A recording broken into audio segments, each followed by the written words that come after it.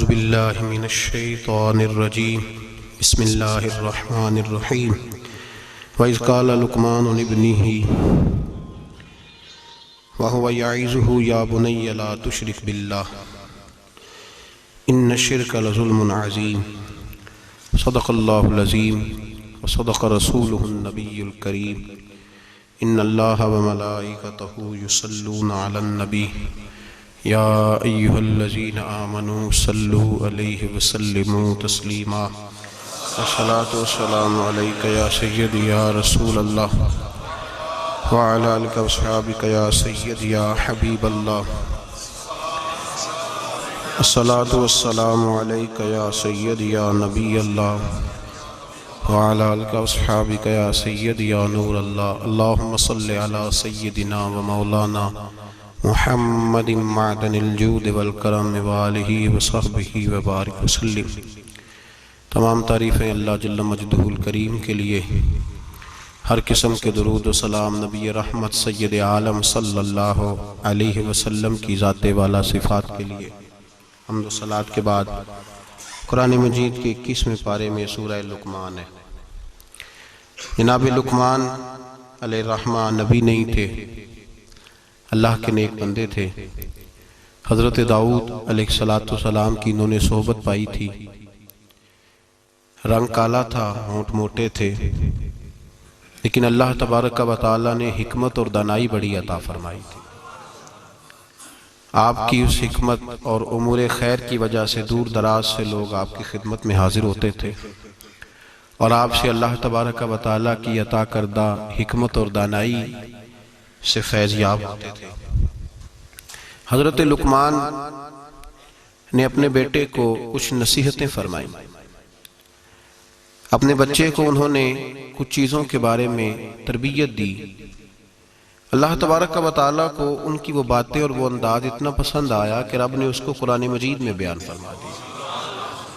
اور اللہ تبارک و تعالیٰ کا اس چیز کو قرآن مجید میں بیان کرنا اس بات کی دلیل ہے کہ اللہ تبارک و تعالیٰ کی یہ رضا ہے کہ مسلمان اپنے بچوں کی تربیت اسی انداز میں کریں، اسی انداز میں اپنے بچوں کی تربیت کریں۔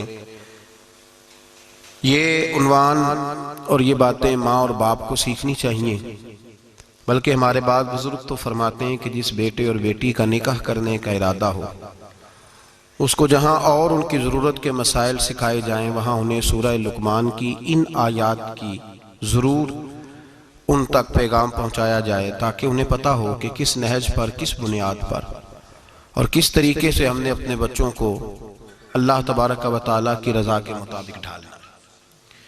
انسان سب سے زیادہ مخلص اپنی اولاد کے ساتھ ہوتا ہے۔ اس پر علماء نے کلام کیا ہے کہ بچے بھی اپنے ماں باپ کے ساتھ اتنے مخلص ہوتے ہیں کہ نہیں۔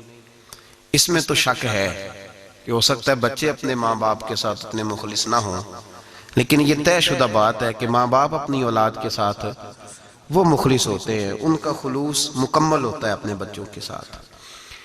تو حضرت لقمان جب اپنے بچے کو نصیحت کر رہے تھے تو وہ ان باتوں کی طرف دلا رہے تھے جو وہ سمجھتے تھے کہ بڑی ہی ضروری ہیں، جن کی وجہ سے ان کا بچہ بڑی خیر پا جائے گا، مکمل کامیابی دنیا اور آخرت کی حاصل کر جائے گا۔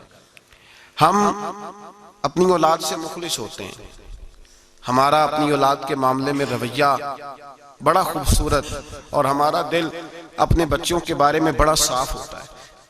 ہم چاہتے ہیں کہ ہماری اولاد شجر سایہ دار بنے، دنیا میں وقار حاصل کرے، روزی بھی اللہ تبارک و تعالی شان والی عطا فرمائے، اللہ انہیں ہر لحاظ سے نواز دے۔ تو قرآن مجید ہمیں تربیت دیتا ہے، قرآن مجید ہمارے ذہنوں کی ذہن سازی فرماتا ہے کہ پھر تم اس طرح اپنے بچوں کو ڈھالو، اس انداز میں اپنی اولادوں کی تربیت کرو۔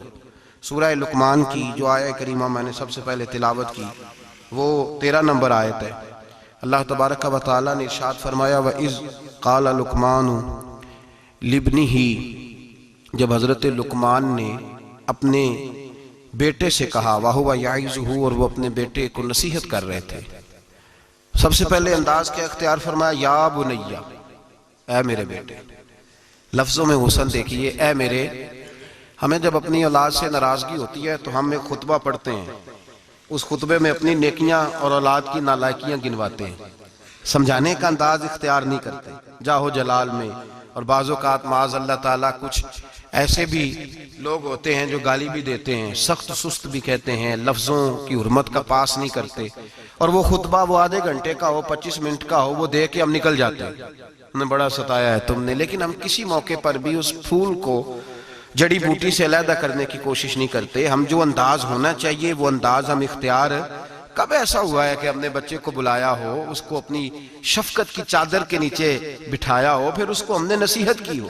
اور اگر ہم کبھی نصیحت کرتے بھی ہیں تو وہ دنیا داری کی نصیحت ہے، وہ مال دولت جمع کرنے کی نصیحت ہے، وہ زمانے میں اونچا مقام پانے کی نصیحت ہے.